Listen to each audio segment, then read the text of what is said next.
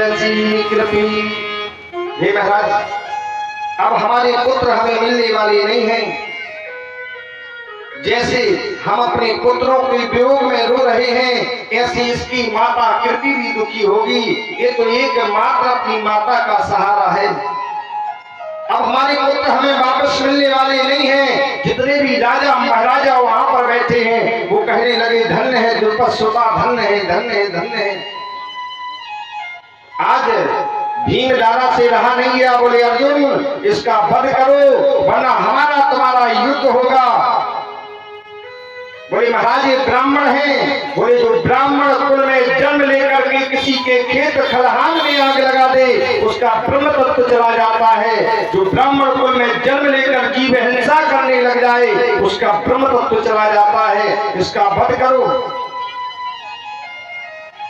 अर्जुन हाथ जोड़े हुए खड़े हैं। द्वारकाधीश बोले, मलिए भैया, भरी सभा के बीच में यदि किसी ब्राह्मण का अनादर अपमान हो जाए तो वो जीवित तो रहेगा लेकिन मुर्दे के समान वेदों में माना गया है।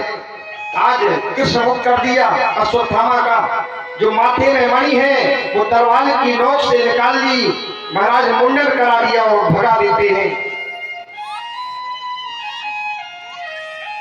यहाँ पर पांडवों को लेकर जाकर के भीष्म पितामह के पास में जाते हैं। कहने लगे, पितामह भगवान चरणों की तरफ खड़े हैं ताकि भीष्म पितामह को दर्शन होते रहे। हे पितामह, अपने नाती पोतों को समझाओ ये राज गद्दी पर नहीं बैठते। तब भीष्म पितामह कहने लगे, धर्मराज पुरुषस्व भाव विहितानो यथा वर्णे यथा शुभम। अरे ये तो वीर पुरुषों का आभूषण है कि युद्ध में विजय प्राप्त करके राज सिंहासन के अधिकारी बनते आए हैं। इसमें तुम्हारा कोई दोष नहीं है।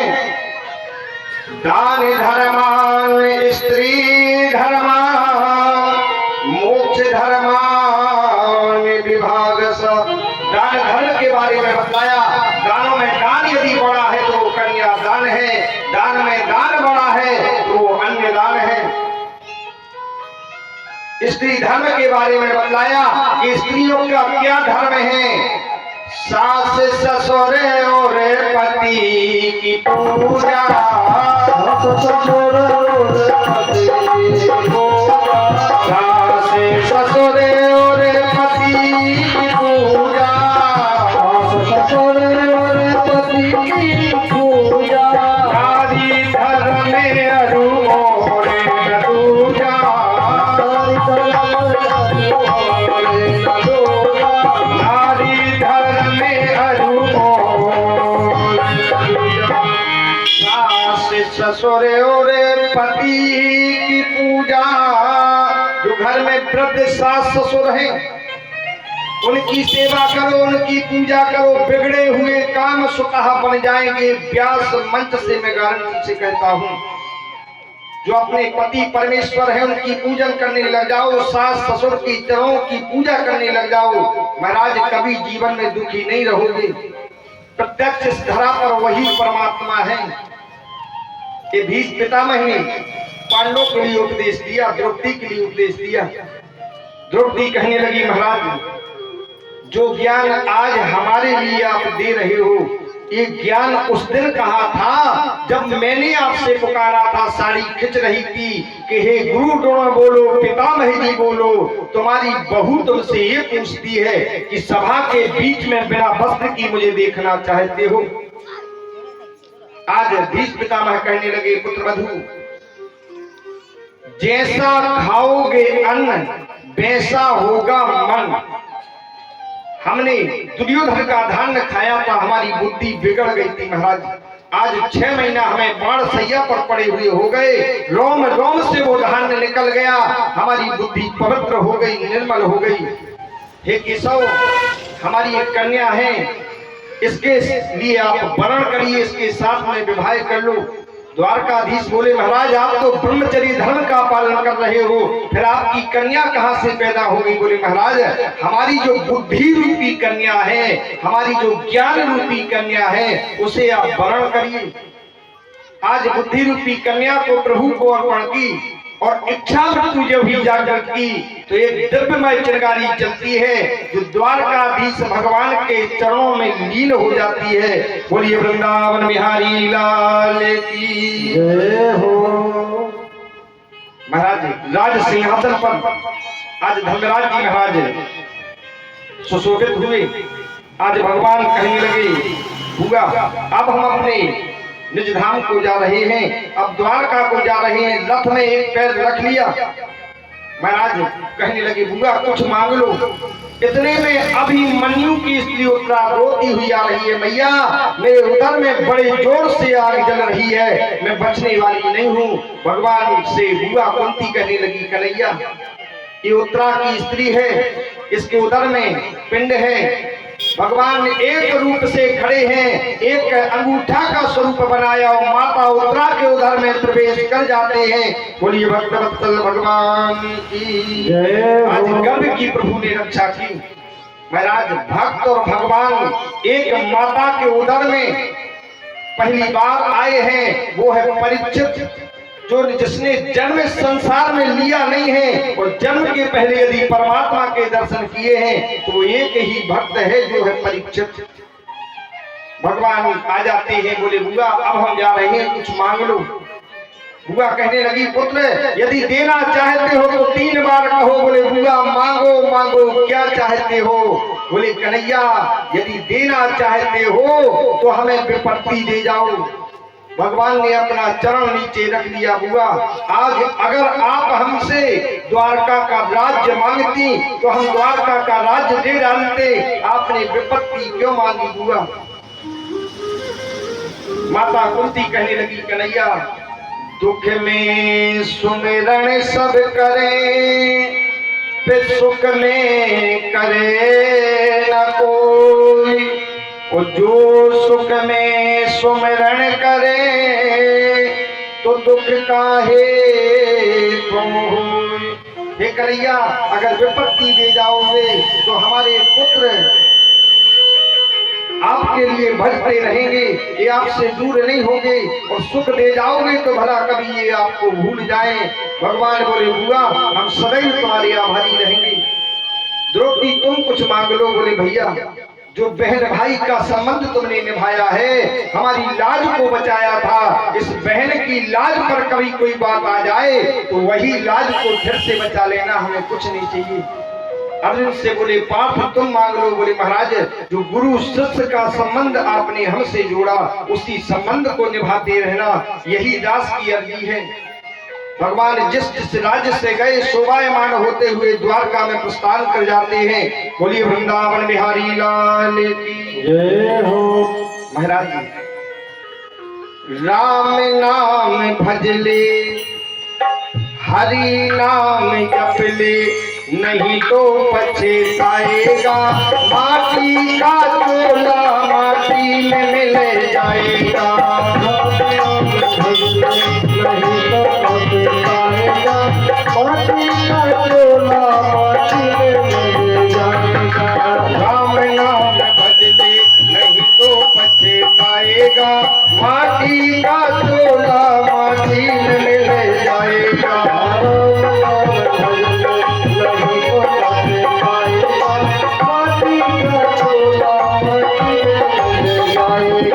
महल बनाए अटरिया बनाई, जंगल की उसने खिड़की लगाई। महल बनाए अटरिया बनाई, जंगल की उसने खिड़की लगाई।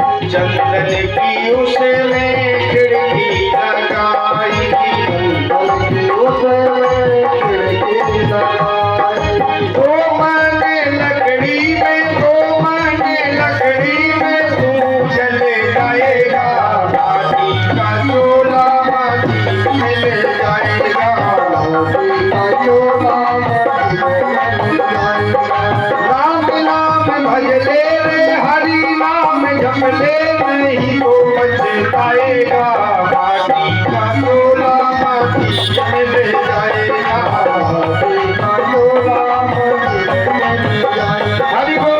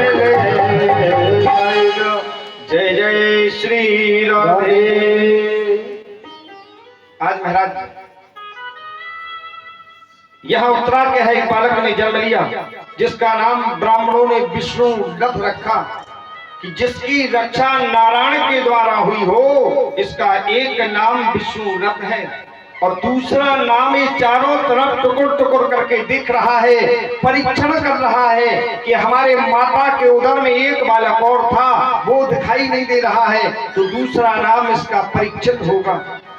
ब्राह्मण श्राप से इसकी मौत होगी। महाराज फलादेश बता देते हैं।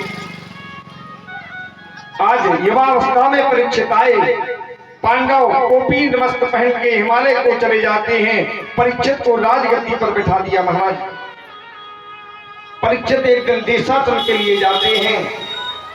महाराज देख रहे हैं धर्म की ध्वजा फहरा रही है।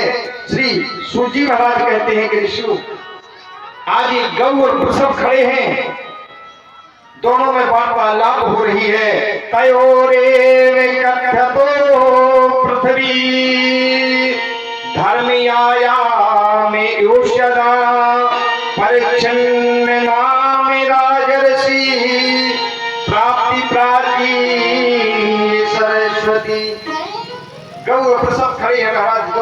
फल फला बोला देवी तुम कौन हो? तब वो गौ ने कहा महाराज मेरा नाम पृथ्वी है। बोले क्यों रो रही हो? बोले महाराज जब से प्रभु साकेत धाम गए हैं तब से मेरा सौभाग्य मुझसे छिन गया है। भगवान अपने मुख मुरली से मेरे ऊपर शंख चक्र गदा पद्ममाला सुशोभित करते थे। मेरा सौभाग्य बड़ा था, मेरा सौभाग्य मुझसे छिन गया। बोले महाराज आप कौन हो? तब वो वृषभ जो बैल खड़ा है उसके 3 पैर टूट चुके हैं महाराज। वो कहने लगा देवी 4 पैर हैं धर्म के, कली में एक प्रधान, एन के विधि दीजिए दान करे कल्याण। हे महाराज, हे देवी, मेरा नाम धर्म है। एक सत्य रूपी पैर मेरा टूट गया है, मनुष्यों ने सत्य बोलना छोड़ दिया है। दूसरा,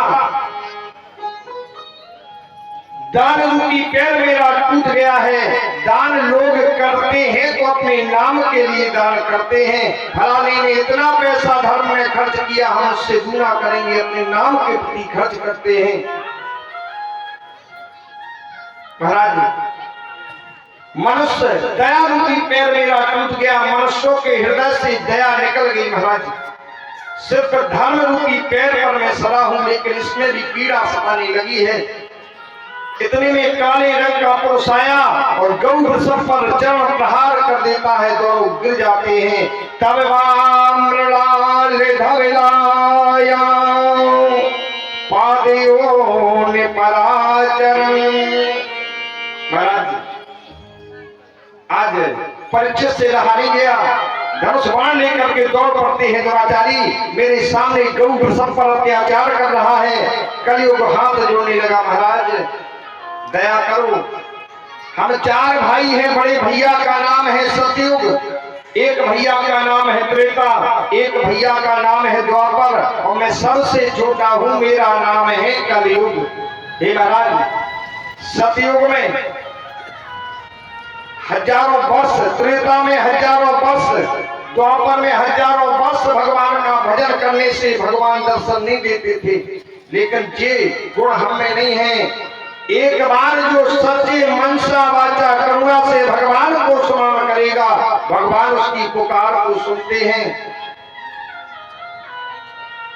आज परीक्षित सोचने लगे कलयुग समझोगे आने नहीं, जो नर कर ही विश्वास, फिर भी हमारे राज में नहीं रह सकते। बोले महाराज हम राज आओ है, कुछ स्थान दे दो जहां पर हम अपना जीवन निर्वाह कर सकें, परिवार का भरण पोषण कर सकें। आज परीक्षित जी महाराज बोले ठीक है। परीक्षितो मादिष्टो साकली पशुं दूतपानां स्त्रियासूना यत्र धर्म स्वरूपिणा। अरे जिस घर में मदरा बनती हो, बेची जाती हो, उस स्थान पर तुम्हारा वास हो। कलियुग बोला महाराज हम स्वीकार है। जहां पर जीव हिंसा की जाए, मांस को बनाया जाए, उस घर में तुम्हारा वास हो। महाराज हमें स्वीकार है। जिस घर में स्त्री ना रहती हो, जो घर स्त्री से विहीन हो, उस घर में तुम्हारा वास हो। कलियुग बोला महाराज हमें स्वीकार है। जिस घर में जिस जगह जुआ खेला जाए, उस जगह तुम्हारा वास हो। बोले महाराज स्वीकार है। बस ये स्थान हमने दिया है। कलियुग बोला महाराज और तेरे ये महाराज कुछ स्थान और दे दो, हमारा परिवार बड़ा है, निर्वाह नहीं होगा। परीक्षित बोले महाराज जो स्वर्ण दान के काम न आए, वो सोने में तुम्हारा वास हो। कलियुग बोला बस महाराज हमारा परिवार पल जाएगा। कलियुग सोचता है जो मुकुट लगाए हो ये तुम्हारा नहीं है, ये जरासंध का है, ये आप कभी दान नहीं करोगे, इसीलिए मैं इसी में वास करूंगा। कलियुग वास कर जाता है। एक दिन पुनः शिकार को आते हैं, बड़ी जोर से प्यास लगी, कलियुग वास कर जाता है। महाराज सभी ऋषि के आसन पर आए, जल मांगा, सोचने लगे कलियुग वास कर गया है। आजकल के संत महात्मा किसी को देख लें तो माला जपने लगते हैं नेत्र बंद करके। महाराज ध्यानी बन जाते हैं, तर्क करने लगे, मरा हुआ नाग उठाया और गले में डाल दिया। चले जाते हैं, बहुत से बालक जा गए और समीक ऋषि के बालक का नाम है श्रृंगी ऋषि। श्रृंगी ऋषि के पास में जाते हैं, महाराज तुम्हारे पिता के गले में एक राजा मरा हुआ नाग डाल गया है। श्रृंगी ऋषि रोने लगे, पार की नदी में जाते हैं, कंचस्थ जल में खड़े हो गए और हाथ में जल ले लिया। बोले इति लंघते मर्यादा तक्ष के सप्तमे हनि दक्षन्त्याम कुलंगारो चोदितो तदुतम। हे महाराज, जिस राजा ने निंदक कर्म किया है, आज से 7वें दिन उस राजा की तक्षक नाग काटने के द्वारा मौत हो जाए, जल छोड़ दिया। वो बालक जब ही जोर जोर से रोया, समीक ऋषि ने प्राणायाम खींचे। क्यों रो रहे हो? गले में नाग देखा, नीचे छोड़ दिया। श्राप तो नहीं दे दी बेटा? बोले पिताजी, आज से 7वें दिन तक्षक नाग काटने के द्वारा उस राजा की मौत हो जाएगी। अपने शिष्य को भेज दिया, जाओ परीक्षित से कहना मोक्ष का साधन ढूंढ ले। परीक्षित जी महाराज अपने भवन में गए, जब ही मुकुट को तारा ध्यान आ जाती है, आज मैंने संत का अपमान कर दिया। महाराज रोने लगते हैं, देवियों हमें मृत्यु दंड मिल जाए, हमने संत का अपराध किया है। महाराज हमसे कोई गलती बन जाए और उस गलती का हम अपने घर में जब जाते हैं, रात में सोते हैं, तो स्मरण चलता है कि आज हमसे फलाने की ये गलती हो गई, और उसका प्रायश्चित यदि हम कर लें तो पाप में थोड़ी कमी आ जाती है। अपनी गलती का हमें प्रायश्चित करना चाहिए। यहाँ पर ऋषि पुत्र जब ही गया, परीक्षित ने अगवानी की। ऋषि कुमार ने कहा, आज से 7वें दिन तुम्हें तक्षक नाग काटने का श्राप मिला है, सो अपने मोक्ष का साधन ढूंढ लो। महाराज परीक्षित हाथ जोड़ने लगे, अपनी पत्नियों से कहा, देवियों सुना है हमें ब्राह्मण ने आशीर्वाद दिया है, हम 7 दिन तक मर नहीं सकते, मौत हमें स्पर्श नहीं कर सकती। 7 दिन के पहले ये हमें ब्राह्मण ने आशीर्वाद दिया है। महाराज अपनी पत्नी से आज्ञा ली कि देवियों हमें आज्ञा दो, हम अपने मोक्ष का साधन ढूंढने के लिए जा रहे हैं। महाराज कहीं विदेश जाओ, कहीं तीर्थ प्रयाग को जाओ, कुछ काम के लिए जाओ, अपनी जीवन संगनी प्रिया से, अपनी पत्नी से आज्ञा लेकर जाओ, देवी हम फलानी जगह जा रहे हैं, आपकी आज्ञा है। ऐसे नहीं कि बैग उठाओ, पैंट पहना और निकल ली। महाराज जिससे विवाह के आप अपने घर में लाए हो, उससे आज्ञा लो। कहीं तीर्थ प्रयाग को जाओ, कोई भी काम करो तो अपनी जीवन संगनी से आज्ञा लो। हम फलाना काम कर रहे हैं, इसमें तुम्हारी सलाह है। 7-5 वचन हुए थे कि कोई भी काम करेंगे तो तुम्हारी सलाह के बिना नहीं करेंगे। महाराज आज परीक्षित ने अपनी पत्नियों से आज्ञा ली, देवियों हम जा रहे हैं तीर्थ प्रयाग के लिए, अपने मोक्ष का साधन ढूंढने के लिए उन्होंने आज्ञा दी। महाराज आज परीक्षित गंगा के घाट पर आ जाते हैं, वो कहने लगे, बता दे मोक्ष का मार्ग, गुरु में शरण तेरी आया, किताबें धर्म चर्चा की हजारों बात कर देखी, फिर भी मेरे हृदय में शांति नहीं है। हमारा मोक्ष कैसे होगा, हमारा उद्धार कैसे होगा? जो ऋषि महात्मा वहां पर बैठे हैं वो महाराज कहने लगे, परीक्षित कल्पवास गंगा के किनारे कर दो तो तुम्हारा पाप से, श्राप से तुम मुक्त हो जाओगे। परीक्षित सोचने लगे, महाराज हमारे पास में तो 7 दिन मात्र हैं। सानिध्याम महायोगी महापातकांचो, हे महाराज मैं आपके सानिध्य में हूँ, कोई तो उपाय बतलाओ। इतने में देवर्षि नारद श्रीमन नारायण नारायण नारायण करते आई। देवर्षि बोले, यही रुकना परीक्षित, हम तुम्हारे मोक्ष का साधन ढूंढने के लिए जाते हैं। आज देवर्षि नारद आकाश मार्ग से वीणा को बजाते हुए महाराज गए तो गंधमादन पर्वत की तराई में श्री सुखदेव जी महाराज 27 हाथ का नरा लपेटते हुए चले जा रहे हैं। देवर्षि बोले श्री सुखदेव जी महाराज आपकी जय हो जय हो जय हो। रुक जाते हैं महाराज। सुखदेव जी महाराज चलते जा रहे हैं। बोले महाराज परीक्षित पुत्री सम्राट है, बड़ा धर्मात्मा राजा है। आज से 7वें दिन उसे तक्षक नाग काटने का श्राप लग गया है। उसके उद्धार का मोक्ष का साधन बता दो प्रभु। सुखदेव जी महाराज बोले देवर्षि हम इस गिरफ्त माया मोह के जंजाल में नहीं पड़ेंगे, हम तो भगवान का भजन करेंगे बस। बोले महाराज जय के रियायते चले नहीं जाइयो। मानो जब इतने दूर तुम्हारी जगह हम आ गए सो हमारे कछु प्रश्नों को उत्तर दे दी। बोले बताओ। बोले एक चक्रवर्ती नाम की नगरी में गए, सोते हल्ला पड़ो तो कि एक किसान बैठो महाराज अपने कुआ पे, और एक सूरदास भगवान की कथा को चला जा रहा था। उस किसान ने सूरदास को रास्ता नहीं बतलाई, कुआ थोड़ा नीचा था। सूरदास गया और कुआ में गिर गया और मर जाता है। सो हम जाया पूछ रहे तो किसान को पाप लगे है कि नहीं लगे, तो हमने सूरदास को रास्ता नहीं बताई। सुखदेव जी बोले देवर्षि उस किसान को रौरव नाम के नरक में हजारों वर्ष भोगना पड़ेगा। बोले महाराज वो परीक्षित सूरदास है, तुम ज्ञान रूपी नेत्रों वाले किसान हो। अगर तुमने परीक्षित को रास्ता नहीं बताई तो तुम्हें पाप लग है कि नहीं लग है, जी बताओ। आज सुखदेव जी महाराज बोले जल्दी से ले चलो, परीक्षित कहाँ है।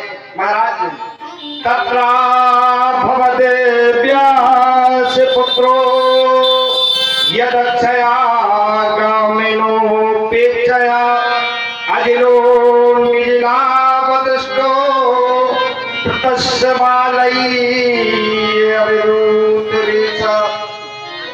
शंख के समान श्री सुखदेव जी महाराज का मुख है, तोते की नेत्रों के समान नेत्र हैं, तोती की चोंच के समान जिनकी नासिका है। सभी जय जयकार कर रहे हैं। बोलो श्री सुखदेव जी महाराज की जय हो। महाराज आज मंचासीन श्री सुखदेव जी महाराज हो जाते हैं। 33 करोड़ देवता गंगा के किनारे वास कर जाते हैं। गंगा गोदावरी त्रिवेणी कावेरी सरयू नर्मदा सप्तऋषि उस पवित्र पावन धरा पर वास कर जाते हैं। सूर्य चंद्रमा उस पवित्र पावन धरा पर वास कर जाते हैं। अब महाराज जो लोग कथा में हो जो श्रोता नहीं भगे वो दिन कितो बड़ो भाव ये मास दिवस कर दिवस भयो मरम न जाने कोई। जब भगवान को जन्म भाव को महाराज 1 महीना को जन्म भाव किसी को मालूम नहीं है।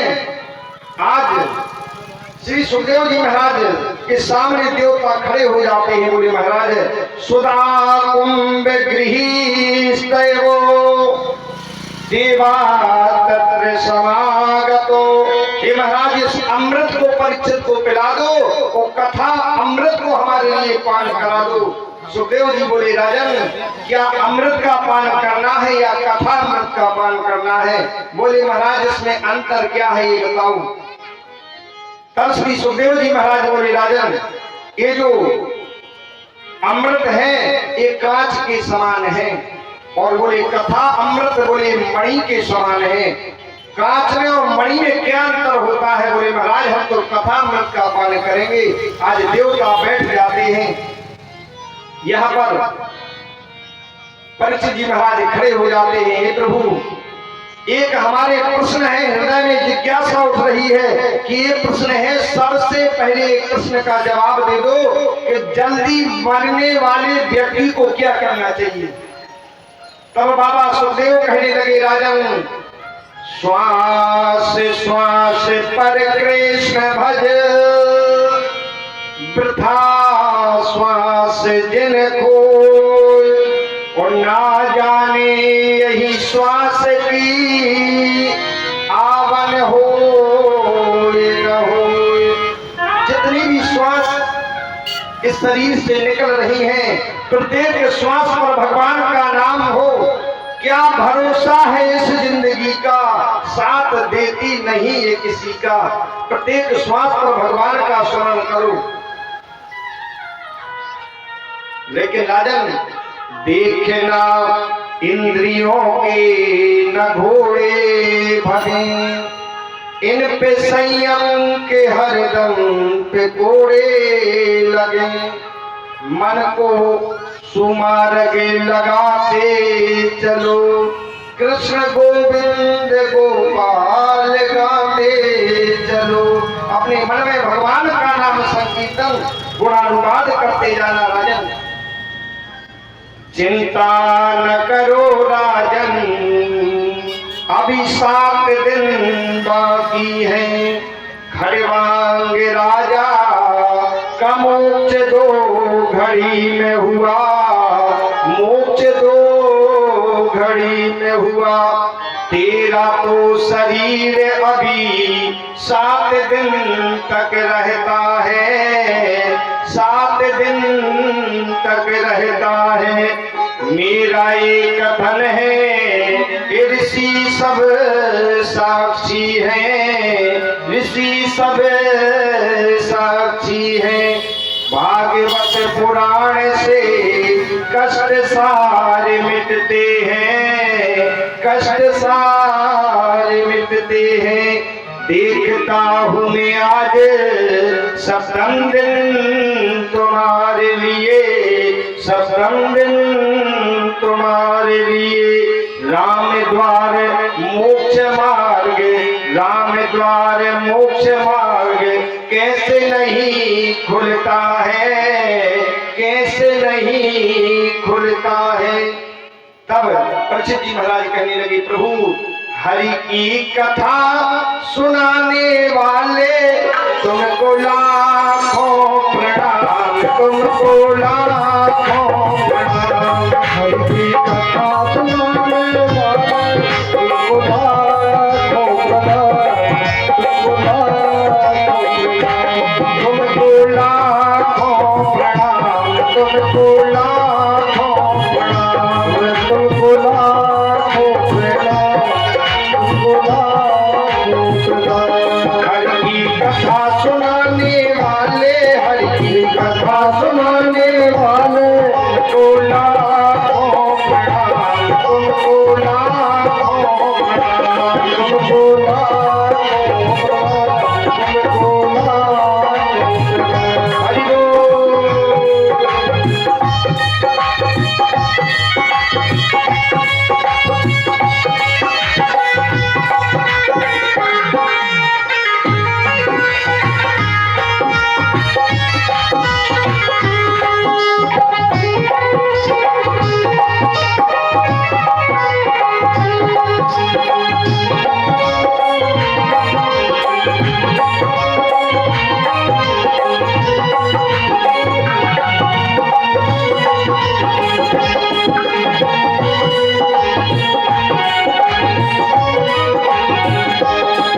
हम भूल रहे थे वन में, हम खो गए थे वन में,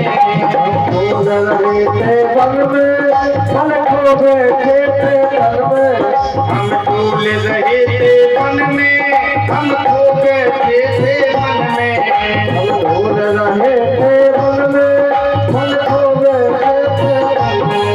सद्मार्ग बताने वाले, सद्मार्ग बताने वाले तुमको लाखों प्रणाम, तुमको लाखों प्रणाम, तुमको लाखों प्रणाम। हरि बोल।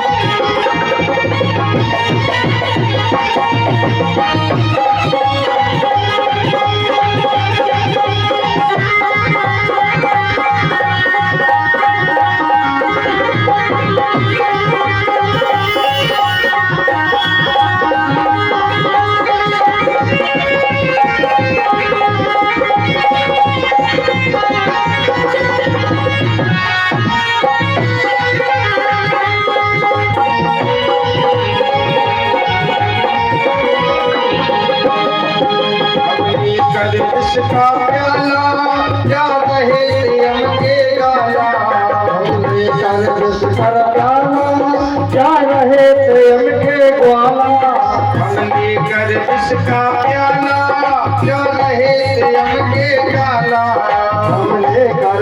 का प्याला जा रहे थे अनके ग्वाला।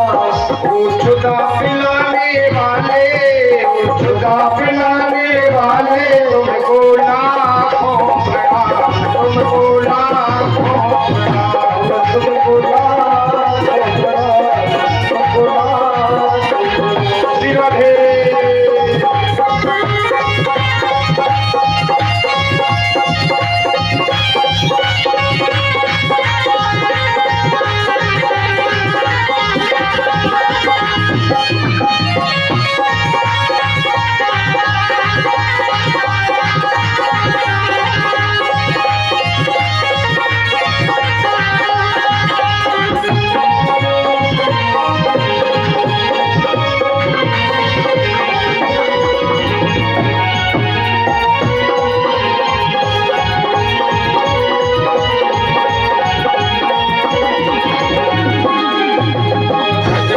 अंतर्यामी हम पंडित हैं अज्ञानी, तुम घट घट अंतर्यामी हम पंडित हैं अज्ञानी। घट